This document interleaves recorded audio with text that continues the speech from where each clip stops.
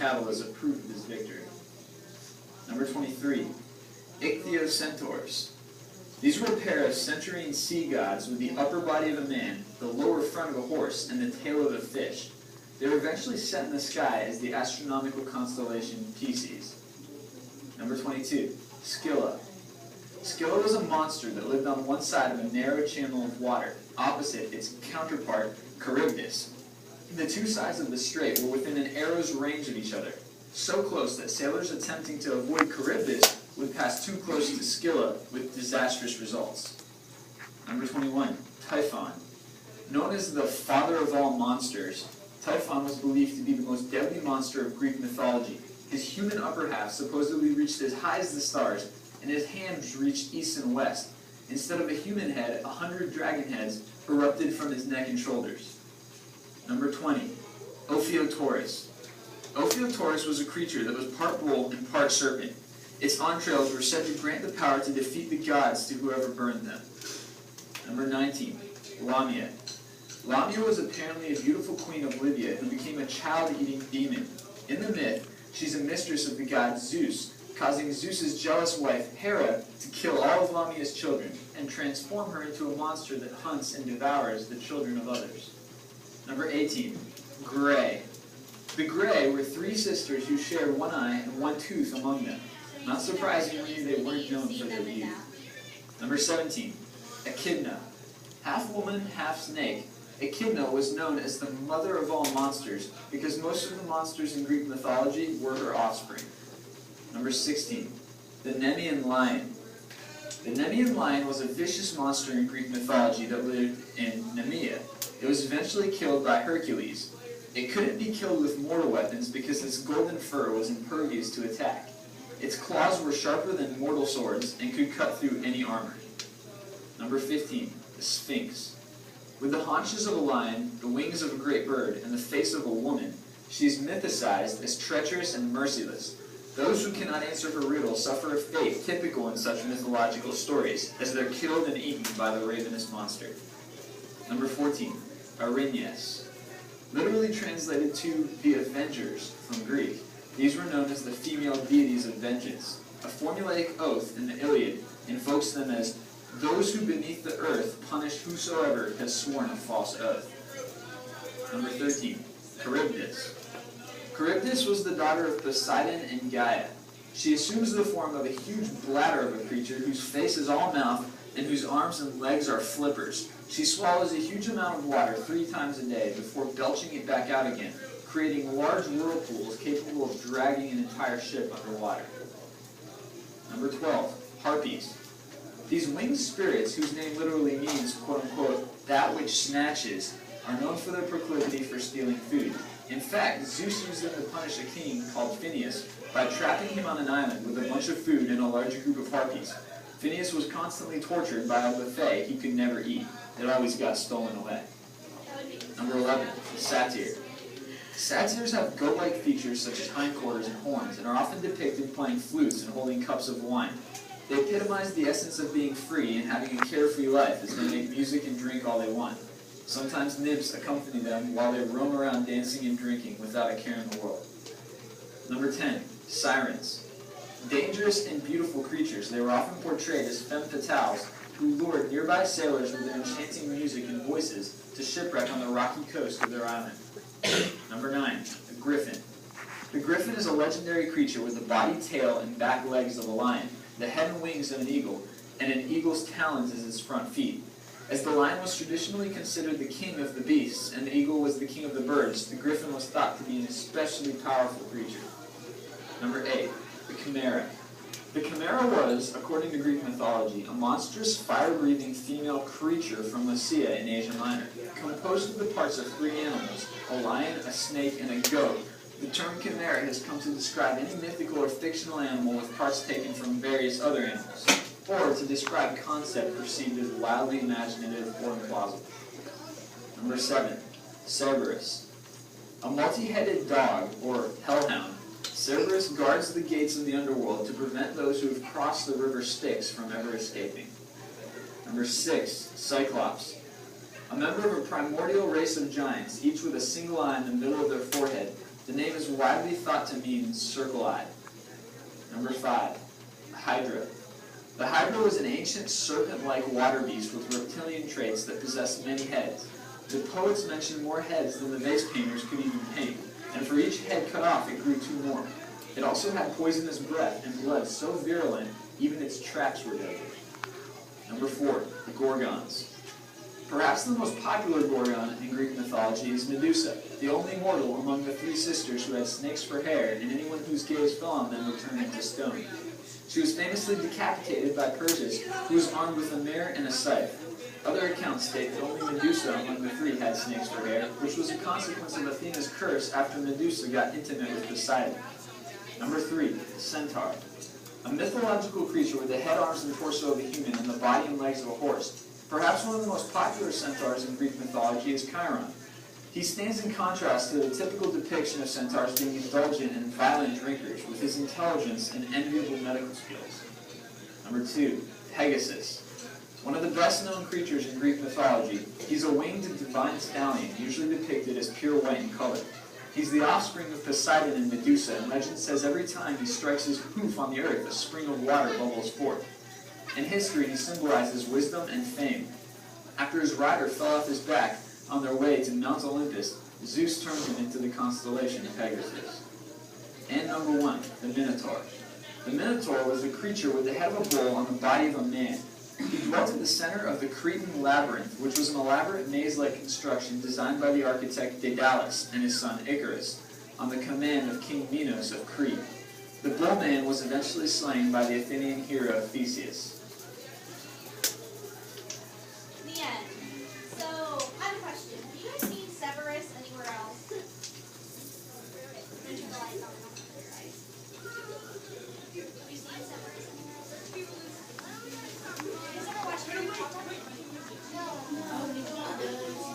I know they don't call it that, but you can see how Greek mythologies kind of wormed its way into other areas of our culture. So in Harry Potter, is it Hagrid has his 3-headed dog down in the basement? So we might have named Fluffy. So we might have seen these characters elsewhere too.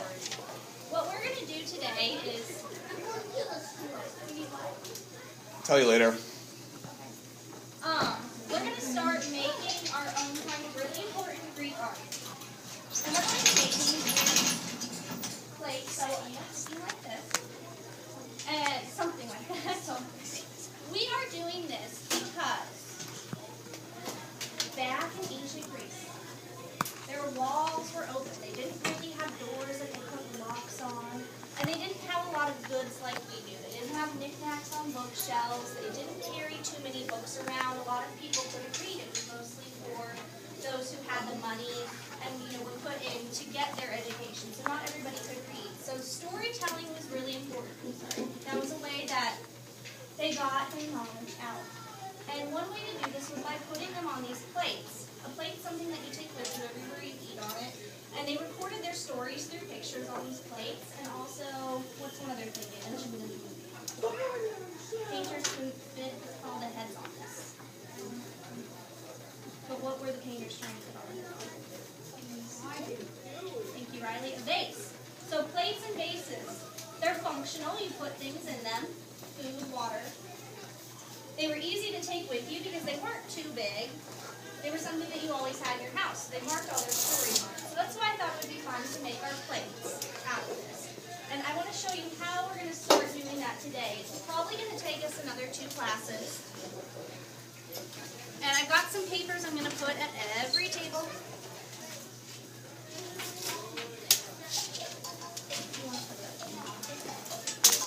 I'm going to show you some examples from some of the other classes as well.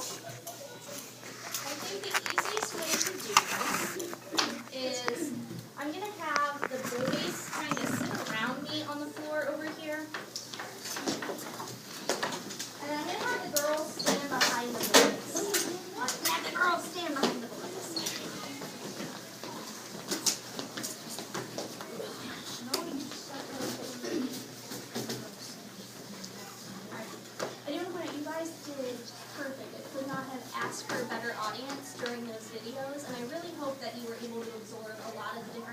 characters, gods, goddesses, creatures for those videos. So, our first job today is we've got to put a decorative border around our plates.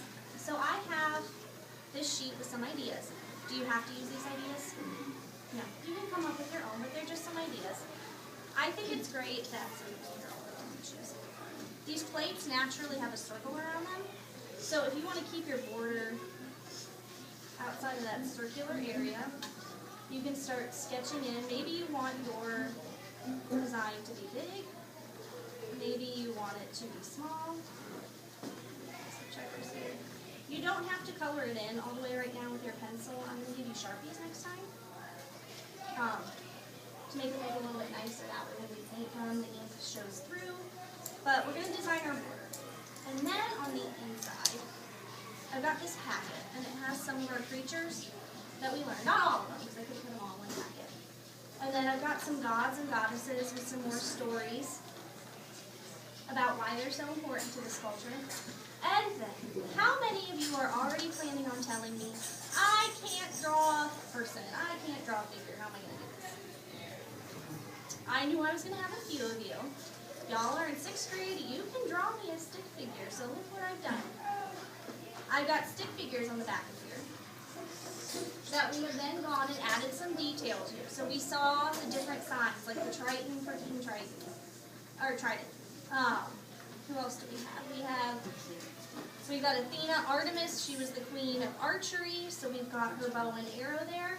It's very easy to add the apparel and then add the accessories to a stick figure. So just try. I want to see you try to make me a character. And that person's going to go here in the center of your plate. So here is one with Triton. He's fighting one of those characters, which is the Hydra character. No, some of my other students did. So there's Aphrodite coming out. And this has been depicted all throughout art for a long time. This one's got a lot going on, and it's King Triton. And you can see that there's all different levels of ability on these plates. So I've got some really, really strong designs, and then we've got our stick figures, and they're adding a little bit of extra detail. You can do more than one character if you want. If somebody's fighting against somebody else, or they're having a meeting, or they're just engaging in conversation, you're more than welcome to put more than one character on here. So there's a Chimera and Triton. Have all the borders look the same?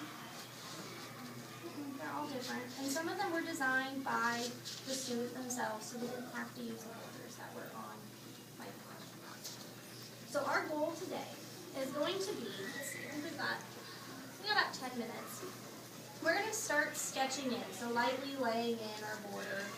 And then I want you to start thinking about what character you're going to do, and we're going to start sketching that in here. Do I have any questions about what we're doing? You can choose a god or a goddess, you can choose a creature, you can choose a scenario they're going in. Jaron stopped me earlier because he's done a project very similar to this at his last school. So Jaron, do you want to share with everyone about do you want me to share what you told me? Okay, so what I understood from our conversation was at his old school they did a project with Greek creatures, right? And which one did you do? What is it? Okay, so he did the three-headed dog for his picture, and they drew it at his school. So we're taking that a step further, and we're putting them on plates. When you were in 5th grade. So you get to do Greek mythology 2 years ago. So he's done that at his school, which is kind of cool. So maybe you guys can talk to him about his experience of doing that later. All right, any questions? None? Okay, I'm going to ask for 2 volunteers. All right, Jacob and Ashton, I'm going to have you guys help me pass out the handouts for our brain food, and I'll bring the plates around. And then I would love for everybody to get started. I want to come talk about our ideas. No way you can take those to your table. I need tissue. I think I am out of tissues. Look in the top drawer of my desk over there, the right one. There might be some in there. That's so quick, Ashton. Okay, Jacob, will you put 4 of those at every table for me? 4 of those at every table. Thank you, Ashton.